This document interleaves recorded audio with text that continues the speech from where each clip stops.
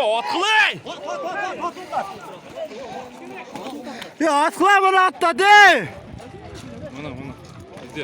Bana mı? Ya atla bana karaklı.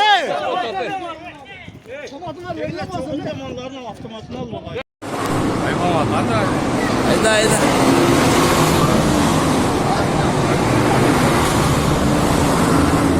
Buna batken kettan, bu da kalasa.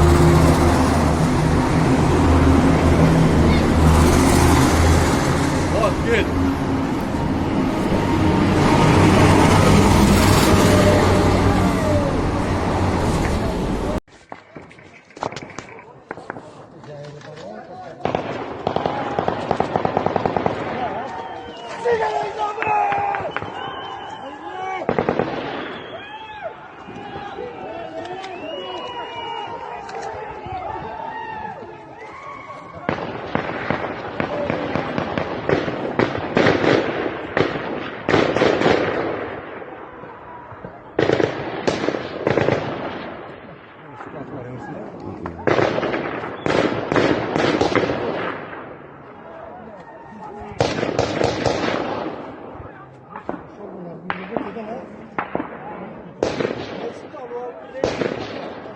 Taşlar mı?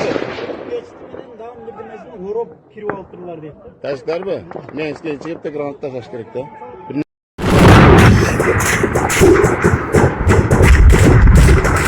Soğuş nasıl oldu soğuş?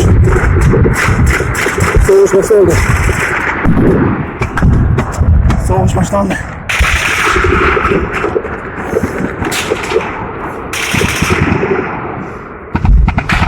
Soğuş nasıl oldu?